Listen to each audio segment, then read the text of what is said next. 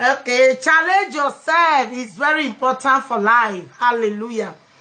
I want to greet everybody in the house. Our ear no kwa talk me is Avera me no kwa ni to na talk me is Maya fe ni adio to na be dene na ga talk me is eto ne ku ma wo ya egbe to no fa maya mo esota mari je me mo esota mari je zo mo esota mari jo ko re mo esota mari jo wi she mo esota egbe ra me ofure mi e fa ogogo e ma ya mo esota eni Jesu is challenge yourself. It's very important. Don't challenge me if you want to go to the highest level. Don't challenge anybody. You have to learn how to challenge yourself. That is the king of life. If you say you want to challenge Yore, you will go back. If you say you want to challenge president, you will go back. If you say you want to challenge your brother or your sister, you go nowhere. Brothers and sisters, pick this message. Yeah, what challenge obije no tally. Obije me wabo. When me wabe be no soy. Those are fake lies. You go nowhere. You can never have peace. That is the meaning they say, what please them and what displease them. Because you go which way both say, why am amigo, umeke non amigo. You have to challenge yourself if you want to be rich. If you don't want to carry heart attack, if you don't want to break your leg tomorrow, if you don't want to enter a credit where it's a pay, a moro don't want right. Don't because of say if only choy parliament, while Yahweh not so women, those are not challenge. Don't because of say if Dimoto 200, when here we are Dimoto 2 million, those are not challenge. Challenge yourself. Challenge yourself. Put yourself in a normal position. Don't because of somebody do something. If not so, you will never have peace in your mind. I got challenge on that pastor they do well. I want to be like I want to be popular among that pastor. I want to do this. I want to find one meet you go nowhere. You will come back to the normal level at the end of the day.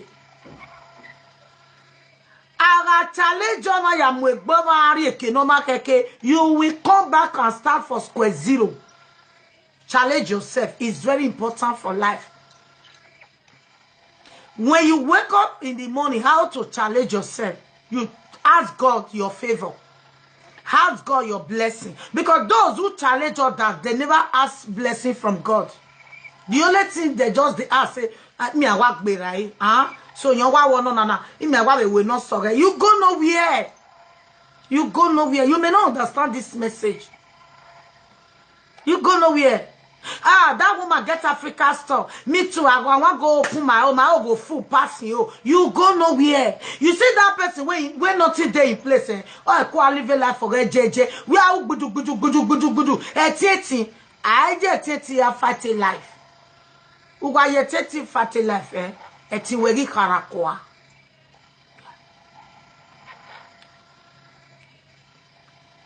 O give ame vietion ya la webo. Imi awawe weni tinimi akweteme ya la webo.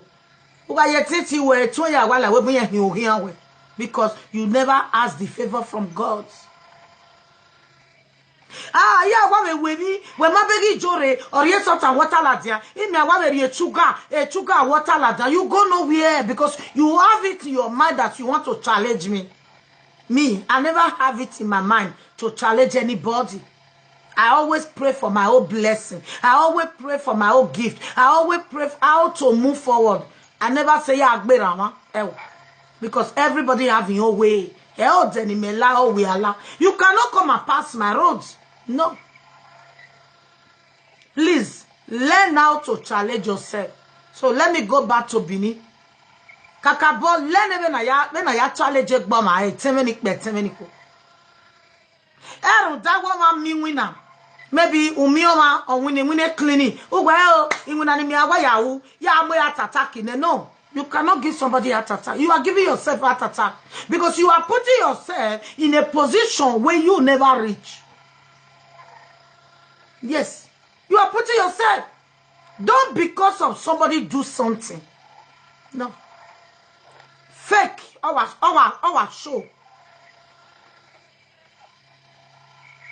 I go visit my friend for house. Ipalo eche, oe jaka. Imi awawe wipalo me, no wawe soge, ne maka me soge. You waste your time. Don't challenge person to make it in life. If you don't believe this message, mark today's date. Eti naya we agbe rama, ene ke no mo marie. Egbe mosto wowe. O ene no awe se, egbe mosto wowe. Wa izerule we ibi agirule bana. Oma ni meruda erule, oma rule leleve. Oma ni meruda erule, oma disturb egbe. Oma ni meruda erule, o e kolive la foge we no se. Yes. Igi awe because we feel more 30,000. Just because if I want to bring you down. Oh, then if I want to go and buy 100,000 car. No, that is not challenge.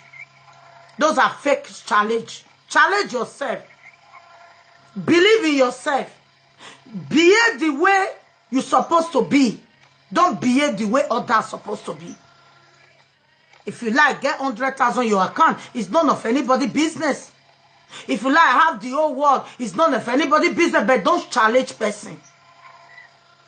Don't allow person to advise you. Say, who want win there? Who want bet? It's a lie. Because those people, they don't know God. When they know God, they will not say, those are not challenge. Those are fake challenge. At the end of the day, when you like them, you say, oh, Salopa, me wa unai. Oh, you can win rena. Ay, Salopa, ya wa please ma. O sagba ma o gba me yeke. Oh, Salopa, who wake be me. Yes. Wa challenge o ma who wake be we anyo. No matter. Una mwe yorion we yaga challenge ma yaga bring up down. Uwe gbewo oranyo. Nobody can bring person down. Nobody. Sew your code according to your size. Buy your size of shoe. No me no de size oge. Ugu we aya de no soge. Uwa de yosa. U de yosa. Yes. U de yosa. Adegbe iwo no do regret. I wish I know. Yeah, banana. Yeah. So please learn how to challenge yourself. I normally challenge myself. I don't challenge people. I don't challenge and say, hey, this one be like, no. Believe in yourself so that you will not fall. You will always stand in one position. Those who challenge people, they don't stand in one position. I want me I challenge. I want me Peter I challenge. I want me John Osage. I want challenge. I want me John Amigo. I want challenge. I want me Jory. I want challenge. I want me Nokba. You go nowhere. You go nowhere. People that challenge people, they go nowhere. Challenge yourself. Challenge yourself. Because you want to challenge people, you have 1,000 in your accounts. Just because you want to challenge people, you want to please people, then you will not go and borrow money. Just you want to buy a car of 5,000 because you want to challenge people. Is that a good life? Is that a good life? It's not a good life. It's not a good life. Yeah. It's not a good life. My people, learn from this message. Because you see your friend children or your sister children, your sister children put their children for school when they go feed they pay. Because you want to challenge your sister, you want to bring them down. You where are muya the higher school? No ana manage when you me go ya pay. What kind of dirty challenge be that? It's a dirty challenge. Your sister bad beds. You go visit her because you want to challenge your sister. You go home. Your sister tell you say buy the bed 500 euro. Because you want to challenge your sister, then you go buy bed of 3,000 when you have nothing in your account. Those are not challenge. Those are artificial challenge, fake life.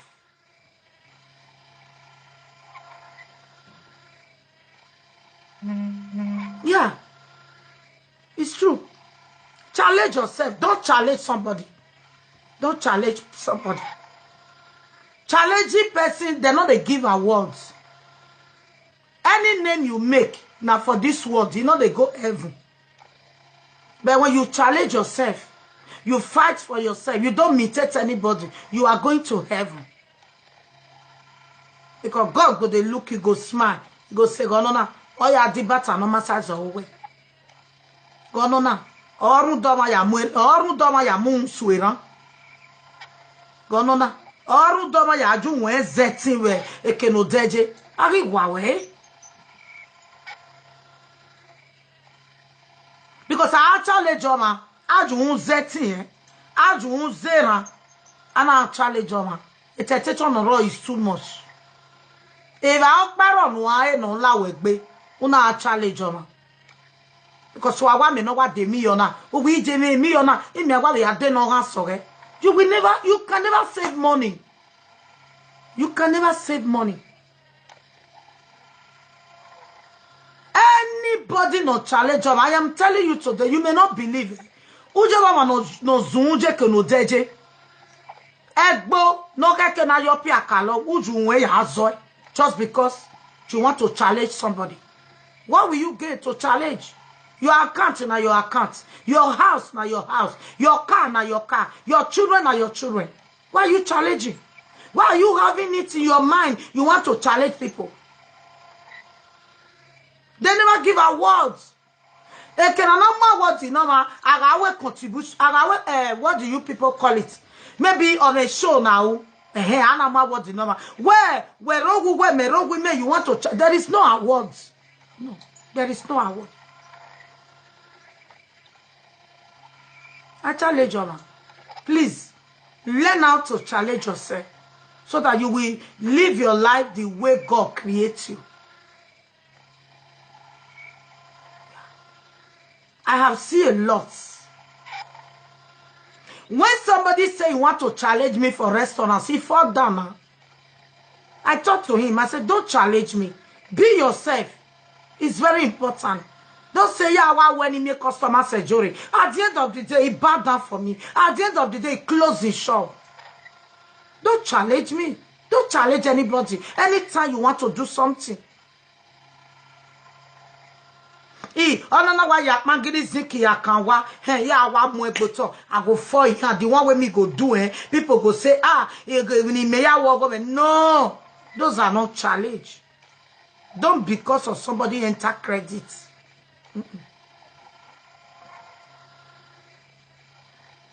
Those are not challenge. I like challenging myself. I like do something where be say, I don't have way or what bonona or one win age or what brigades or no. Because umana challenge oma igma set su owe. Umana challenge oma who set it the UI. Umana challenge oma who set it there. Emi okay carry me expire just because you want to please people and displease yourself. Somebody visits me in my shop. Then after 2 weeks, he already me awake here. I said, you have to learn it. Just because you want to challenge me. You know, I tell open you. When you want open you as a first class madam. Just, you want to tell people, say, he's bigger than Miyori. I look at her. She invites me to come and shop. I read there, I shake my head. I say, oh, my way, I store where. You're not going to would you believe? Omagbetiri must walk close. Because he want to challenge me. Many are challenged. I still remain Macmagri place. Because here we no ma metimu or mamu. Emi na musota or mamu. Here we are what say ya to or what cross away. Here office ye kene madam totai. Me ma office ye kene madam totai. Ekenu we totai ye maybe totai. Ekene mani kenari ba menari. But only you know a special place ekena totai. Ono ya borrow you go with bank. Ono ya decorated store. Stomach be or mommy customer. Because he want to challenge me. At the end of the day, she not come and meet me. Say, Yore, why you came here? You not tell my way. Not be by spending 30,000 to decorate shop. Guy, erere no.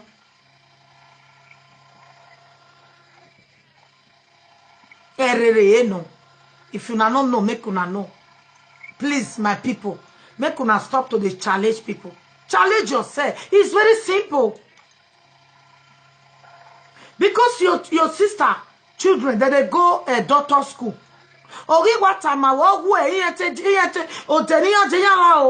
Because of 20 what time we be in doctor school, na get have your way.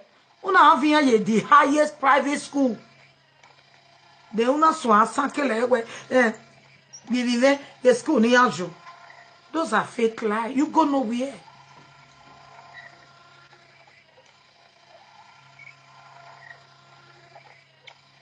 Natural they tell una. Stop challenging people. You see your sister get normal fridge. Just because you want to bring your sister down. Say I want bring her head down. Who are you where you no but we must say who are the America fridge. And your sister no say emi rock paro wonisa. Emi rock paro. Who are bobo yo. Why you not sew your code according to your size? Why? I will be rock by via. Don't please people and displease yourself.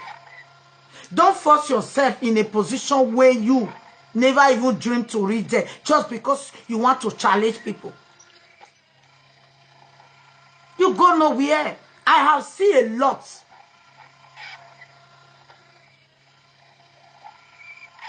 Some people go say, Mommy, you show me when I care restaurants here. If we were restaurant, just because they want to collect my customer. They want to challenge me. Even we be guilty, my you give me what here. Oh, you know, Sister Joro, my easy. Oh, easy now. That's why I challenge me. Because you have it in your mind, say you want to challenge me. Nobody can challenge a child of God.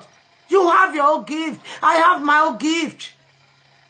If you did this life, you don't get your dream, eh? It be like say you get empty heads. You get empty head if you don't get your own dream. If you say now somebody dream, you want to go to pursue, you want to go to pass, you want to go to jump, you go nowhere. Where a sapo eh? Wa agwa le paradon wa riejo enwina. Then a Ferrari, a Ferrano fiamabo, I got challenge oma. You may not understand this message. And those who they challenge people, they know what I mean this message. Please, be yourself. Challenge yourself. I can never say this one they dress, make I go dress person. Never. This one they make up, make I go make up. Never. I be myself. I challenge myself. I do something please me. If you like, you know, but where godi, egbe where ya godi, because say otemeje yawa ibe ya egbe tai. Oh, otemene yawa ni we ma bege go ma we ve because so a position a dream of gonna life for geno. Then no imagine only a dream me megwe imana be aje yawa mi say oh, you get ya mitete because ya wa mitete de yosa. Ya wa mitete ya me banko sa. Yes. Ya wa mitete a position in atela igila because of inwinere ya de yuvu. Inwinere ga mo ma gbe. Ami mi re yo wa wo keke. Gingu na we muwe. Da doge me gift yo ge. Agbera gbe wa gbon. Agbera gbe please Lena. Because say your sister marry man, wait talk. You say you want to bring your sister down. If I want marry, hey, because say your sister marry short man. You go say, my sister, I go fall in hand now. I go fall in hand. You go see man when me go marry. Oh my God. We marry now. I got to go Betty. What we are so we better to know me short. No ya on call le live log. Yeah, o market dey church, you know, because o ma challenge on came with church in but when I challenge on we ke am no gugele wido. You can never have peace. Eba metiti awe bo o. People may praise you for outside. We o mo hin o we wa gbotun e. E to na ya mo bi apo. O mo we hin o we gele guaze. But inside house you are dying. What will you gain? The happiness in woman very you please people and displease yourself.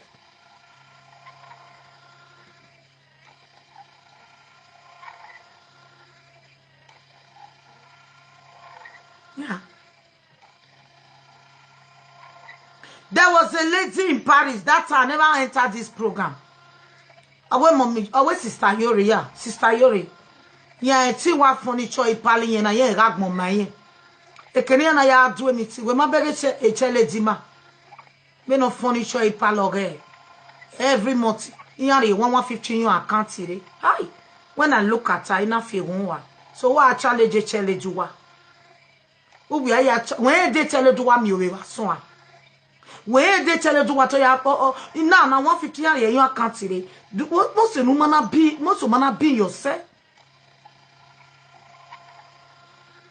He look at me, tears come out from his eye. He says, Sister Yoro, me why? You know, we just now. So I got no way, Palo no media. Ni ati agani no reni, but that Versace, see? Versace no na. O ware no wa complete. On your way higher there. No ware no there 400 euro, be 500 euro. No there no ga kilo ye. Ale ya wo kilo ye.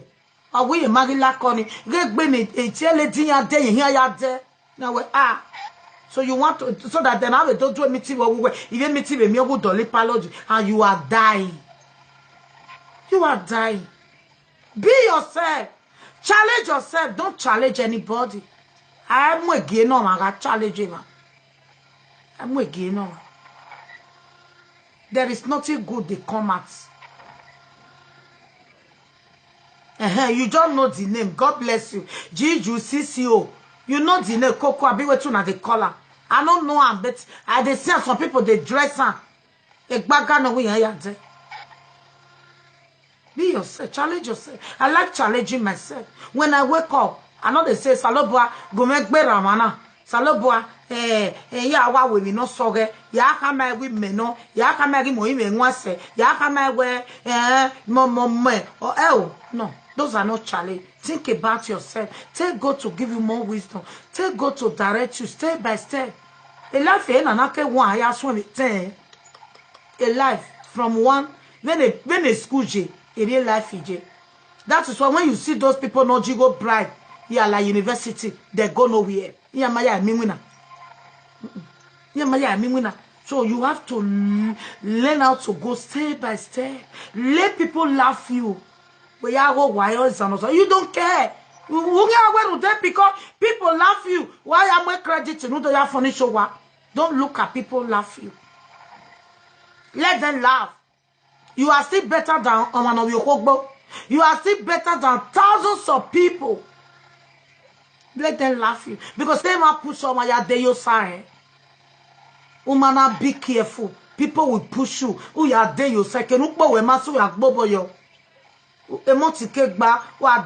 découvert. Imagine what découvert France. A lot of people y découvert in France. Ni me la web me la découvert. They découvert.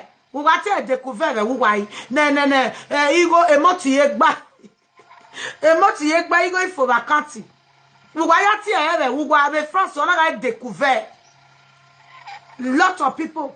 Even a budget, no be a master.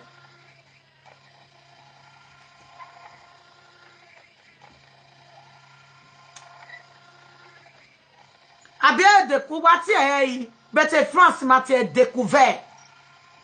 Why is a Lugo to look better? You go no raw catty. I back you go loud, you go one loud. 500 1 year at that pay where it or they were a lot of people were away, routine winner, life in here. When I saw we are here, my men were here, sat when I saw we are here, I know enough here. A manager to take me, or to take me, I manage. They please people, they displease themselves.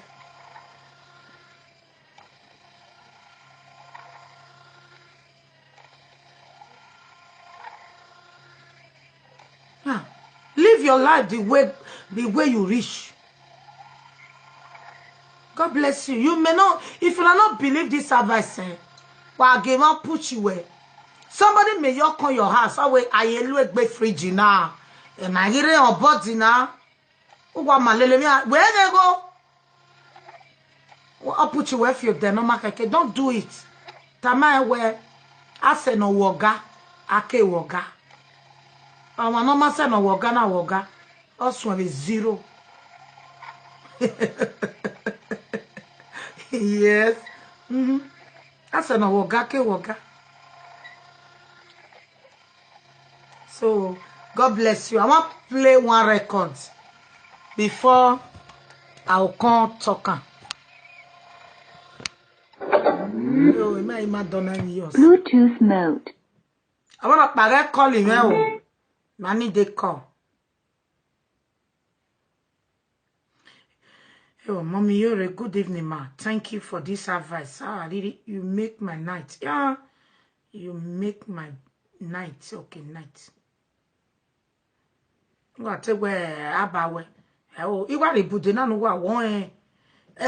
Who make a mess so? Wawa. Era vi juere rent. Ube ya boro go be back we ya di moto.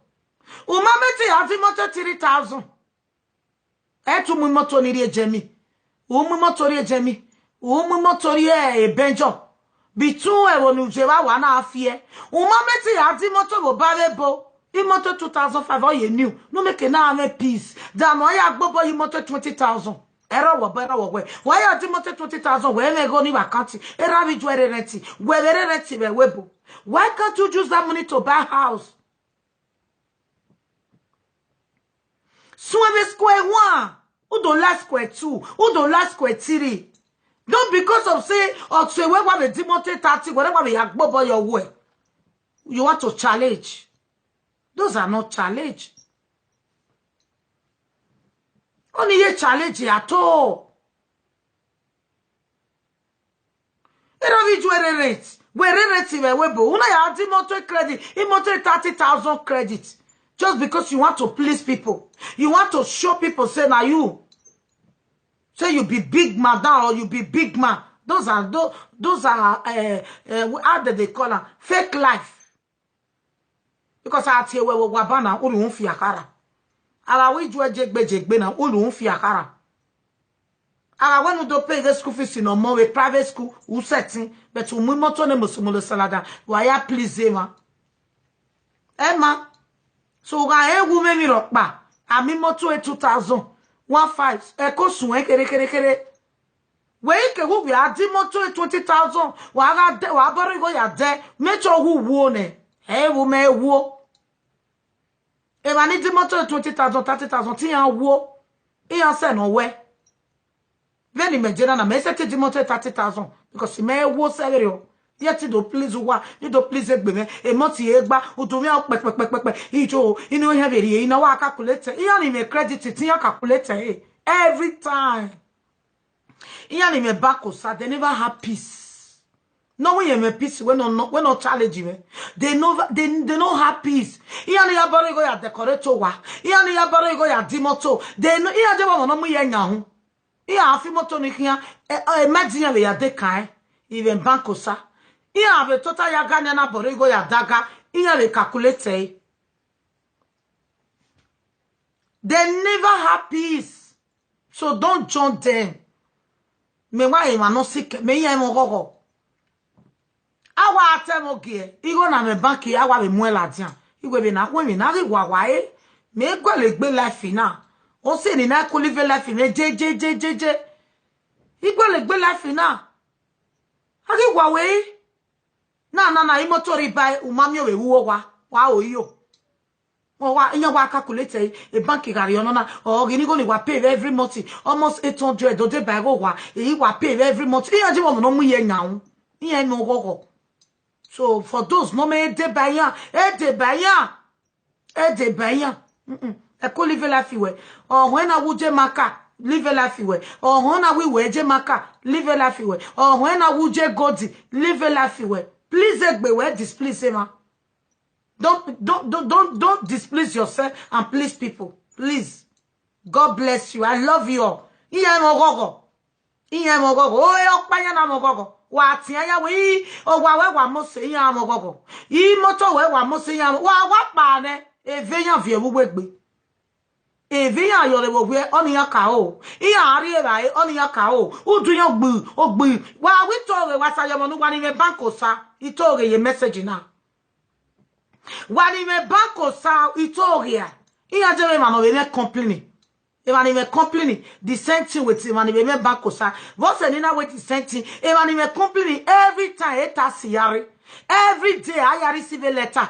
Woman receive a car, who receive a enemy, a security social. Woman receive, who receive a nanama does me the street. Every time I never want to complaining. Imagine no jeba we France. Why am complaining? I'm your way. 3, 1. Hello from Holland. O mete second na yatie. Ita be na wona wona paga etie. Do I appreciate the message na? Ogumeka gwanfone. Okay? Eno do fianta yononu. Gumeka gwane no gume save monye nye yo de baby de ya asili ya lao.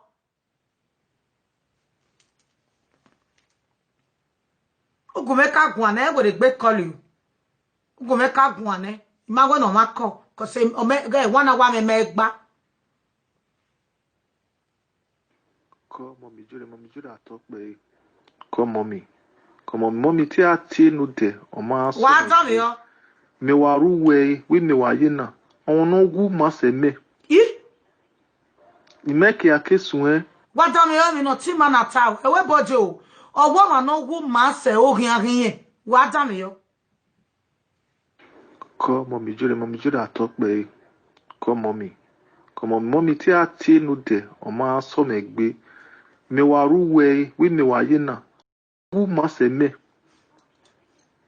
Imeke akesun Imeke ake ende mommy oko ni mewaye for Nigeria e ma we ke kwade to ma do la we bo to yori be me to more than almost 8 years for ke friend there for ke obi omo journey me omo no bi me 10 years 11 years ogba na imam ko buy one day yo pe na oge eti mose iwa ne height no kpia me iwon to imoko bai many years ma we kero ya eyon iya emoko bai ori efe do ko bai inika o buya bo me yuve so ma da na case we Italy ma wa Italy de ma wa de Sweden ije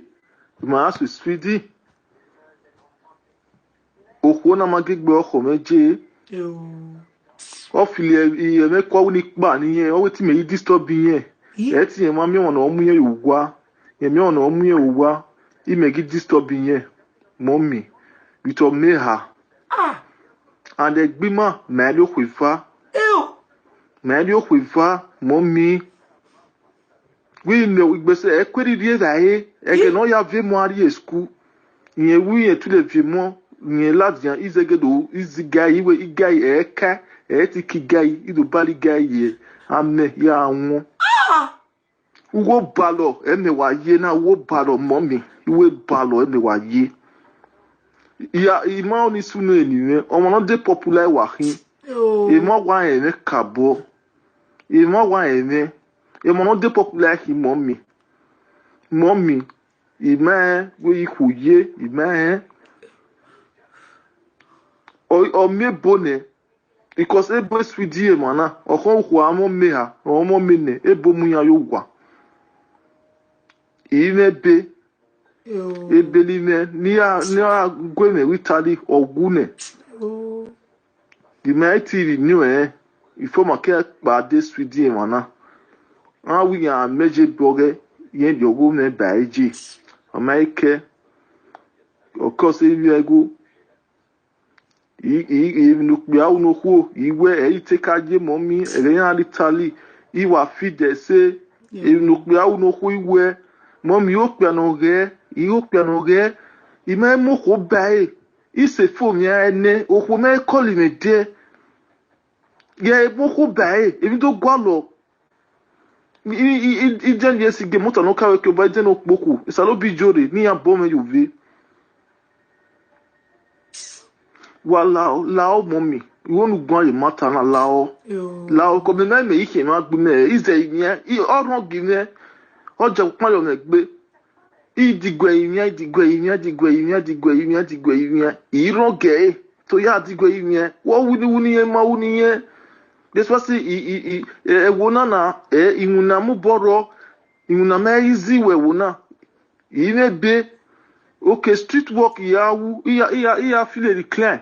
6 district wune imi ego o ado enwina onwina 640 euro onwina the best iwo me ya wuna ne ya feel decline ne 6 district in almost 300 euro okay na ekwa manager ne ifo a baking ladjan o wow o ndori ege ni ani wo ni imeke akesu momi jore iban imae momi jore imae wala o wa help me you we problem ari wala mommy atok be ise wa message na do wa no re swidi abi swidi o kai ba swidi no na ibi me bai ma wa re swidi a iye wo wa re lania Nuwaka boere no wi erugo ni oku efa yo e. Oh, vina hu vina. Esu jo kai banabi. Ike mwe blotame dure lani. Wagme mommy meno ni meke na ehugwe no. Because if me save a message now, imangi no bawe. Ibe me ba imare sweetia walao. And number 2. Una ame baby tali wagagi bagari ewowe una to boare ewowe o kekere no expire akianu ya renew ebewe Italy ori masere di o Europe ewe wete tabata me ma ku no ku wakia ke swidi kitali de no mase ni ko na he wa pare jemi he wa paje France run digo mo Italy o the best ewe we na bawita Apa wo ni mawo igbaro na le lime me ya settle down Italy. Italy the best in Europe. Wa Italy you be na me we urewo we. O je be na me we ra onya wo ni. Italy the best. Oh. So then wa hi agita na ikbia. Keke wi ko they have us in wa hi agiri ne na. Ane na wo kan na Ima dogari no bageme. Ono mo wi ebie ba na were gbepe. Ko mommy jore atok be. Ko mommy ti ati nu de o ma so megbe. Me waru we me waye na. Ono gu ma se me. Imeke akesu Imeke ake ende mommy. Oko ni me wan for Nigeria e ma we ke kwade. To ma do no mu la we bo to yon le be me to more than almost 8 years for ke friend there for ke do bi omo Johnny me yon mu we la we bo 10 years 11 years o gbana imam ko buy one day he o pe na oge ti mose iwa in height no pe ame iwon to imoko bai many ma we kero ya eyon iya emoko bai ori efe do ko bai inika o buya bome yuve so ma da na case we Italy ma wa Italy de ma wa de Sweden ije ma asu Sweden oko na magigbe oko meje ijo o fili me kwa uni pa niyen o ti me disturb yen ti yen ma mi won o mu yen ugwa yen mi on after 3 children ati ejo na iwe nu wa re ikole agwa le solution na ugwa yen mi on o mu yen ugwa I me gi disturb yen mommy with o me ha iji and egbima me lo kwifa mommy we me igbese ekweri die da he ege no ya vie mo ari school yen wi yen tu le vie mo nye ladjan izegedo izigai iwe igai eka etiki gai idubali gai ye ame ya anwo uwo balo emewa ye na uwo balo mommy iwe balo emewa ye ya ima oni sunu eniwe omo de popular wahin imo wa ene kabo imo wa ene imo de popular ubere kenu wa na gbegbu wa oya wa no de popular kin mo meti sunu je ni we gbodo mi wa no happy we direct ave mo ni le ya o we pe ga mo mo me ri gbeko ona ne ni fianya gbe na kana o ga we rugo balo o ma teti so we me no me saturday no wa e so time no ga mo e mo tu keju no ga mu na be ro ma parki abi o ma parki o ma meti gi egbe we so wa no me ke na re mi jobo o ma onu sunu je ni we wa be ge go mommy ima we ikuye o me bone because ebo swidi e mana okon hu amo me ha o mo me ne ebo mu ya yo gwa ime be ebelime ni a gweme witali ogune the mighty new ifo make pa de swidi e mana wi ya meje bloge yen jogo me baiji amaike okose ego nukbia unoku iwe itekaje momi ereyan alitali iwa fide se nukbia unoku iwe momi o pe no re ime mo ko bae ise fo mi ene oku me call me de ai ye mo ko bae ebi to gwa lo i jen ye sige moto no kawe ke ba jen okpoku isalo bi jore ni abo me yuve wa lao mommy wonu gbon ye mata na lao ko me me ike ma gbu me ize yen I oron gime oje pon yo me gbe idigwe yen iron ge to ya digwe yen wo wuni yen ma wuni yen this was wona na imuna mu boro imuna me izi we wona ine be okay street walk yawu iya feel decline 6 district ewune imi ego o ado enwina onwina 640 onwina the best iwo me ya wuna ne ya feel decline ne 6 district in almost €300 okay na ekwa mane jolly ne ifo ebeke ladjan o wow o ndori ege ni ari woni imeki akesu mommy jore imae mommy jore imae walao wa happy me you we problem ari walao mommy atok be ise hai bena wa gwana no rugo ni owo me geri ko je pick on ibugwe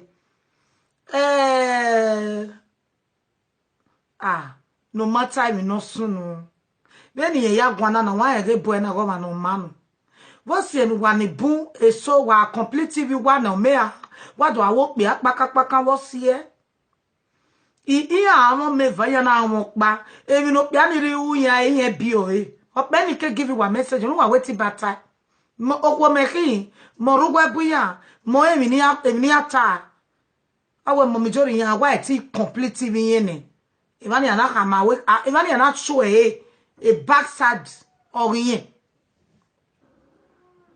but one of it do any a punishment or day they need way from me brother me ure lania imani re sweet apa we France ujena o Italy no baba no mi o mane ima ya no eso la dan Italy ti ya me no ri ala wa ya na be ko de ke ba be sun life when Italy ya help ma la wa ibe France me edu ibe wo be me edu ibe only wa like Italy o ga Italy wa no bana wa re mi ata we mo mi re no ba me ne even we London ibe je mi ya me be edu but ibe London ya wa be we Why yahu be sweetie? Who may be the door? Why yahu will drop brother me? Why yahu? Oh, why ya way I rage life for her? Ya waro very yo. iko ni jikpe ya reje la fiyan ya wa bi o mi ya ma mo egbo wodo egba o mi ebone me mari ye no ba nu we yaro okay we je no na ke abi ya no ni je no ba we na hina wow Oma we bed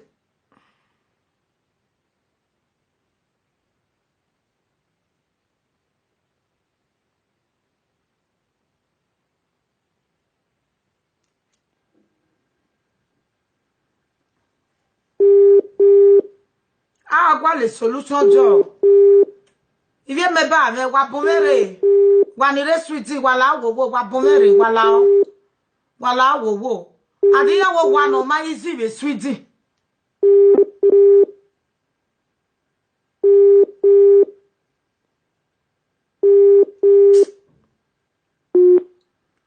brother me tete we ma no we birthday me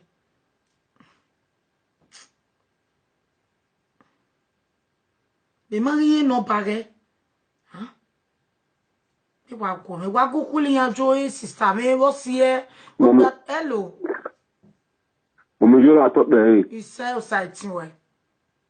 Me no bo no Italy.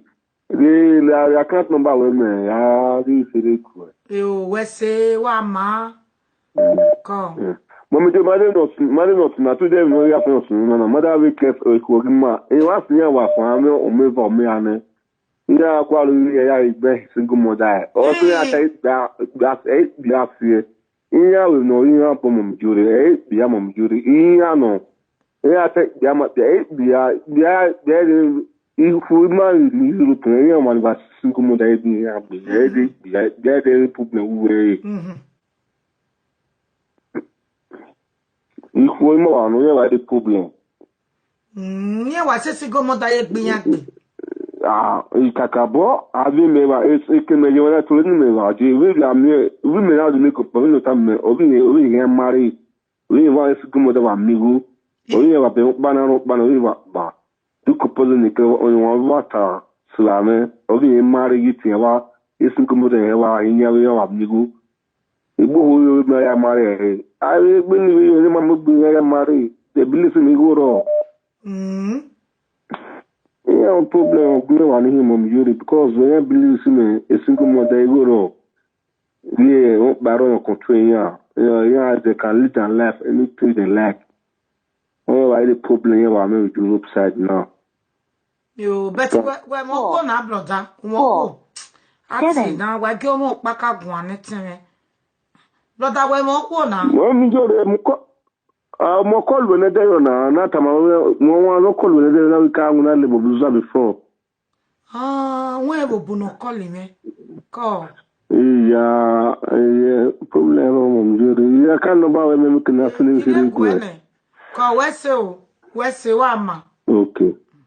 Okay, ma bere brother na bana e to gi egbe na na. We yo ka nguna le bobizwa. Wa ne brother na no me problem na no aya gi egbe we. Egbe wo be ro no sike sweet o no wan wo dori e we de bo we nwa e. Hello.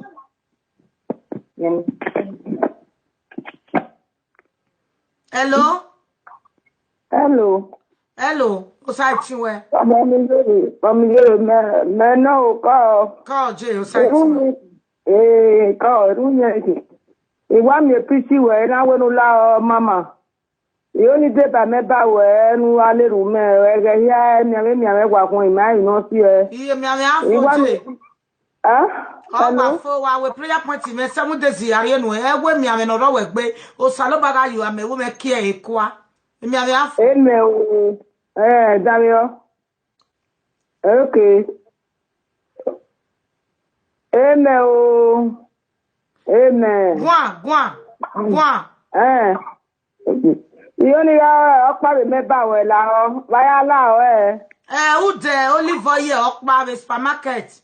Ude packet to me va record go me ba ko ni send the picture ni ka unu. Ka oje o site we. Direct number ni aya ba get we la so de gun me. Na hina no banana I tie me ba van. From 10 ya so de one aya get me. Wa tebe 2 to 3 imu. Hello, Oh, where you getting it? Oh, where? Come. Mama.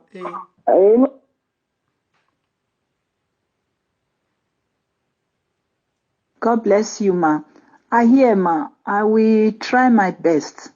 With faith, all things are possible. I believe one day I will speak to you. Because that 10 Okay, another thing again. I'm not day house tomorrow. Tomorrow, I'm not day house. Hello, from Sweden. Hello, come on, maintenant. Brother, me what record the gumia? Maintenant, come on. U gbe we when I gbe we le, no make na de mi jobo. Iya gbe nu mo si e. Ije. Lo we wo jo, de ke nu we ije na.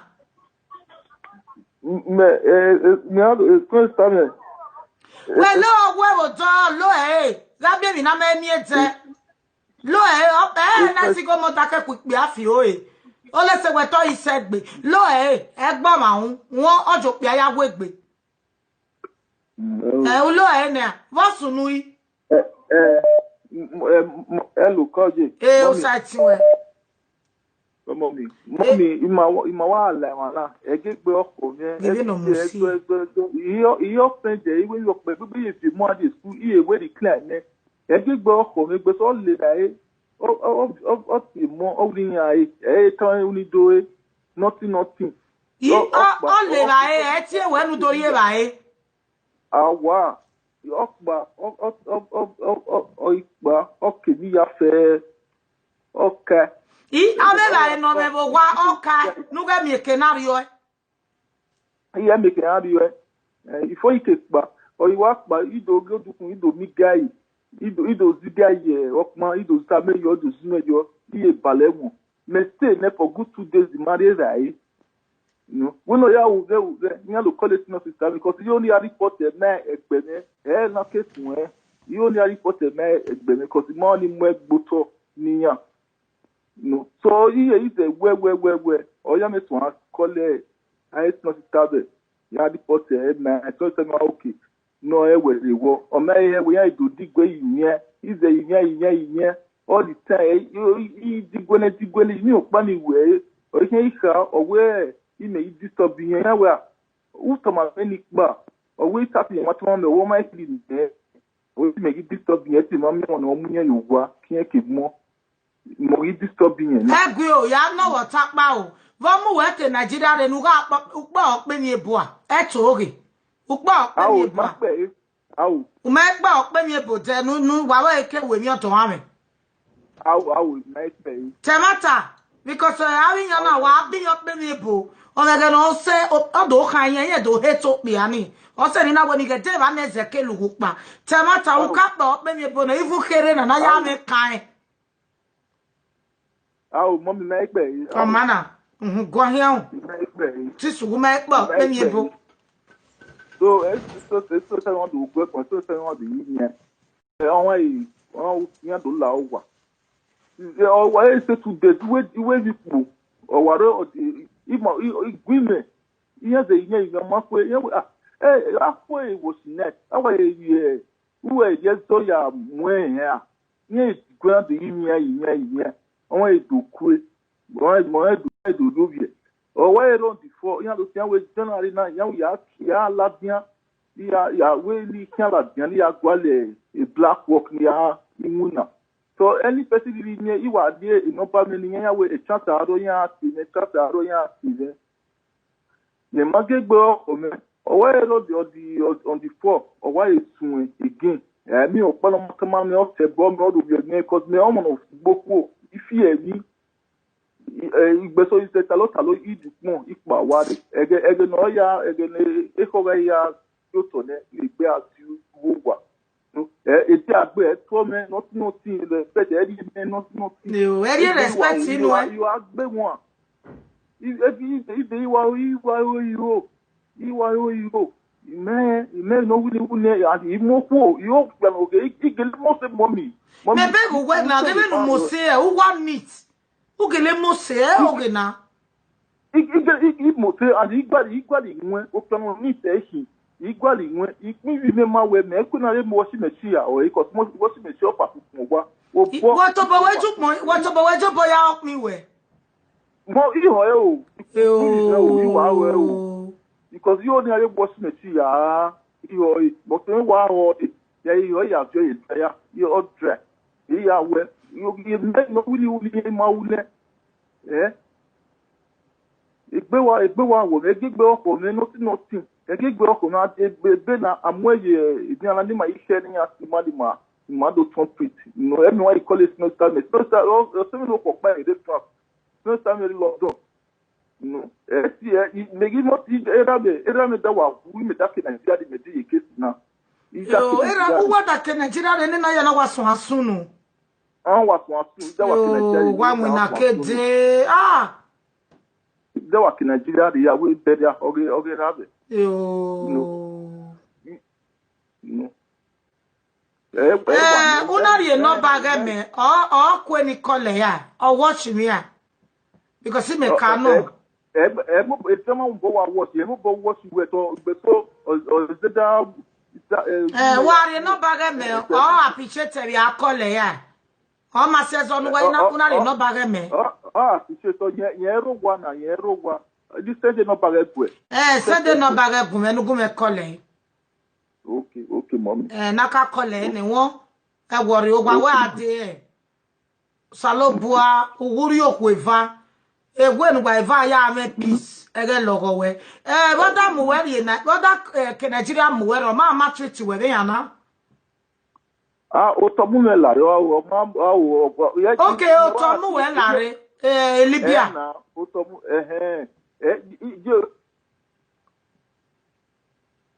okay Libya mu we la re me pa wa de ni wa o so se wa migo yo kana le migo ma ta di me na wa migo igbo sa yese but o ma egbu ede ogbo ene ti gbe me to iwa o iwa no we ni kwe so na agbo da fi yan agbin yan bi ino we do ma o ka ma egbe we han ni be ma mommy o ma ge wo hun we na ge omomo hun o control we bo wa we na ya ge omomo hun we control me okay o ma asset we won eni no ma wo wodo si se egbu control we we control me wo pop me ni bo so asset we won na asset we send no bagere mom me gi ogi we okolu wa e ajo se 2 days because okay we ri ti o won ni gua yo se 2 days oye be sun e akos awuye ro ene ka wo ero ene so tell me London only that one because make okbe no ke sun okbe to you ni amu ni a report na o teme ijebe wa wash we ijebe meba we no jina Italy no ijime wa Italy no meba we wa no yen only yen especially you only report na ijeme report na be na sa di me na I ask for it we na say okay ini wo mu na na okay ne kini ni go de nwe ne gbe ogbo emi ne ya dun kan emi ne ya gbo kan no emi ne ya dun kan imami ni we you me iri get wa pe eli wa ade ya wa le se ko se ma gboro le no kiyan mu ya de so yen wo ni ra to de yan le si yan be so ro no wo kiyan mu re yan le fo ya le fo if you atman ni o ti na yan kina if you atman we ro u gbele we wo wa ku we wo wa ufo ologo fokido meet up no eyan wa tu ima fi come we die ima fi come we die yan ebu yan ebu because me ya re kapin mari de me yan do ka me ya we me wa re kinyan mari de me wa iwo na yan o kiyan do ku me kapire yan amu mo arun ti yan pay 350 yan wa ibu me ade 300 ya pay ko na do de ko na lo di ba me o 350 ye me ya live ifo ma kedo mo wo bi ma yan de ya we court marriage yan wa do die be me 2, don't 3, call if you wait now 4, kwa muziage o igbe wa wo re mo megi etin iwata It's not eating because you are why you continue going away? Yes, now you make only odo bemewa. Na eating mommy. I want to watch my way. Oh. Eating. He had to tell way look you or let's say or mona or let's say or moine. So imani woni imo. Very well, wajina nine, ugly clean. And the way you touch a bit with equitally were lucky. Mommy equals to me. We don't know now. Then we're equitally. Yeah, you quit a bomb away equitally gual, okay? Very neat or Sophia. Italy told you, but Barry and our gualoa. A brother equitally gualona.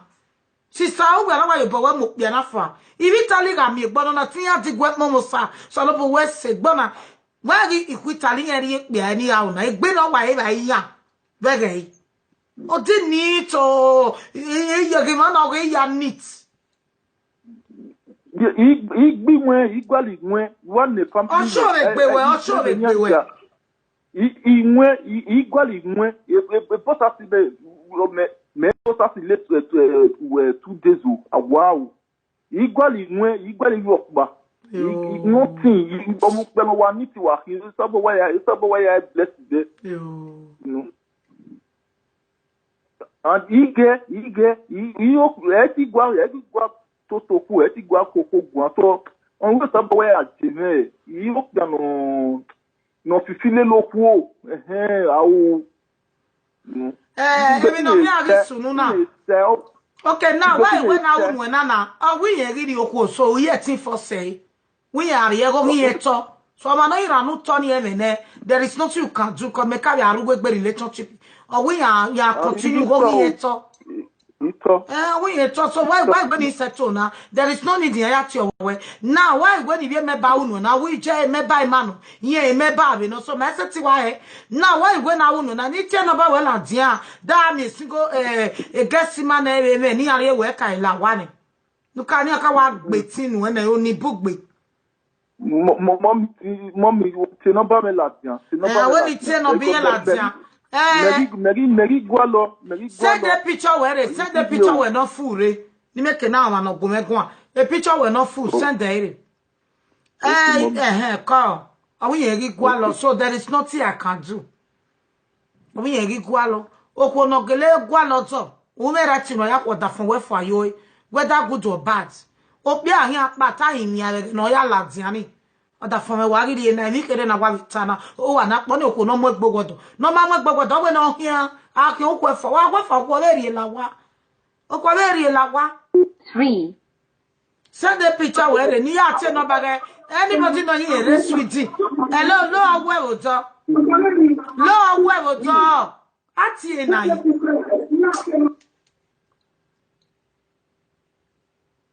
A sweetie on Gualo. And what I am, Maria Jemmy. Ima kenuwe go wa mi wa sopia. Oh, apart from sopia or zenit. 3. Wa lo esaduwa. Ni mogo mari. Hello, God bless you. Hello, mommy. Hello, Satiwe. Ije brother na orelania. Mama, orelania di ije ro nutieme. E brother na no gwa ba wa ewu wo ije Italy calling yo ni enu wene ikene ni ata sisi ije yeri je bere webo. Hello. Okay, mommy, about that place. He said, Hey, mommy, work at a college woman and no no. Na eta na no gba wi yeri kun why when you na. When are you na ba ni meri enu. You go abi ma ni nita. Ona wi yeri kun wi ajogetin ya awu why when you get awu we. Hello. Hello. Mommy, you're at that place. He said, Ija no Italy, oh no call, Ija brother no Italy calling. Ima no rock pa contribute them na. Ija wa ba. Mommy, you're Gebe. Lagesa. O side ti we. Wa talk by. Mommy, you're wona about that for na Moria like program. We wo mo jo no mo no bu ogwa mommy you're. Okay. There is no problem. Ube ye na ri la e program na. Ade moreover ya eba as arresting yaje. The mother ya pana. Ya le. Ugwe mweti shogela diana momi me waso. Evo sore awa meka wa ya ewi osi ena no ina we oe. We mweti shola diana me wa de yoto momi yorisu. Imagi ya le na ati marie loya ni ya. The mother there because this is there the girl no but the point la the way prayer party where they are on idea do ye get ya na re arrest so he do maybe a first of mari le strong se na kai gat it ke ya de gat ye give me give mu it ye give mu ne ga na kwa ne magi ye wisdom e no bag magi jo eri ma do gbegere Facebook ora wetin ye mu efofo me mege egbo do yan igwari Magia mia. Avele ya saresia. Edete pe ya tabu kwa mana le. Mo pi so ela de mete yo to ba ibie. Iji. Ha? Ya mo mi jore la wo no re pi so e no re fo no ba wo kan e gbo nu be o mu nu wo kan e. Emi no be ja pa no be ta. Oma sise ije no pe ma calling na we no be diguma gi me baba na be WhatsApp. Me send no ba me ga me vitali ma gi jo.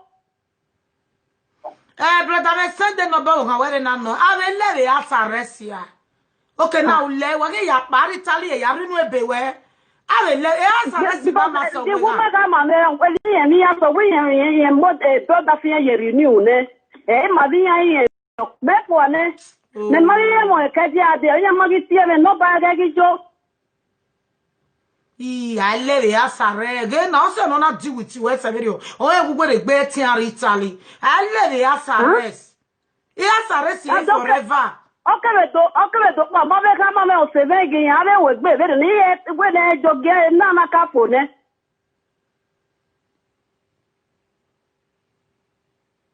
Ti jo no ri fo no be di o kan egwe. Nu ti e. Ha. Ebe ya ari Nigeria. Ave leve asaresia. Every time what time we me ba why leve asare. E asare si maso we gan. At least we eti the ari mari won we kiawo. Asare si maso. Ya deliver don't be aya free of the phone na. Ana do mo bo ade wa me gwa go ke ti ade me ya free ma ga go yen bi ago be me gbe ni ya ga je na. Do wa pa ya gari opo no pa. E lawyer yere the case. Oma, wese, so ni color bukai. Wese. Okay. The number bukai worry.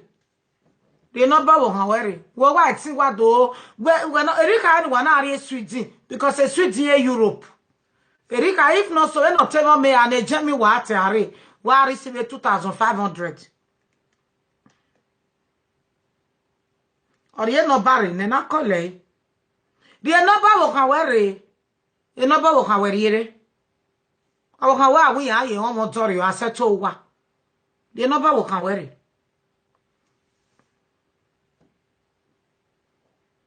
bega hina awo wa eva we prayer so the number is so ka we prayer ne the number wa gbon la jana o ge doctor hello brother me the number wo kan were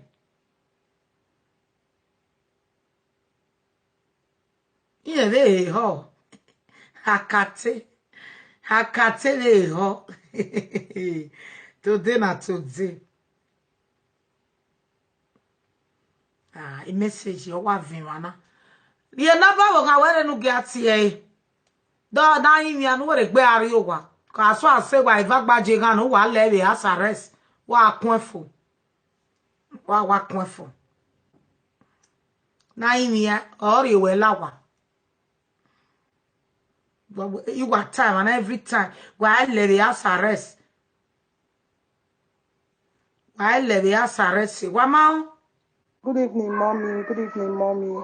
Good evening, mommy. I tried to call you.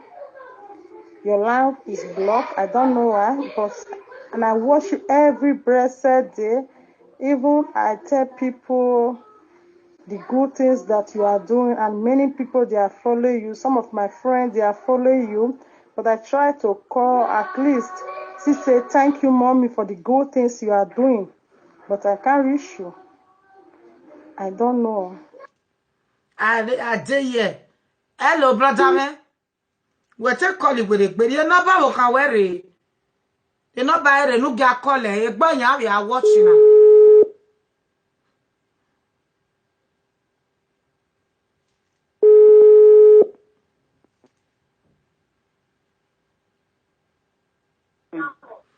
Mommy, yeah, they said that. Send there one call. Na settle wa. Send there don't make a bajiga na I see it by our coin for better for worse say one. A lot of baga e call. But they are calling in no. Now give me no soon.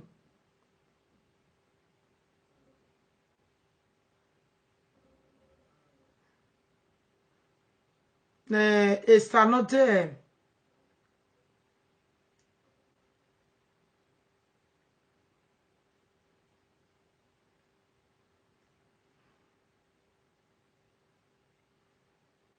It's not there like carry na aga mega. Nika I feel up man away. One na would dog 10 euro me. You no get 10 euro me gualona. Okay. I'll go me no run aquí. You feel any make na ya call. La wa gwi o di na kata we no pa wa de because so my easy eh. O ma tota ye mana ne wa no watch me ma be wo wa. My easy. Sometimes we fail the exam. I beg you come one I go no wa gwi. So okay can get it your high. As far where when I sort of wa tia ya kin o gezo see ya beg no ya go ma mo gbe no ya reply me see e kofi ya my dey need this sort at all.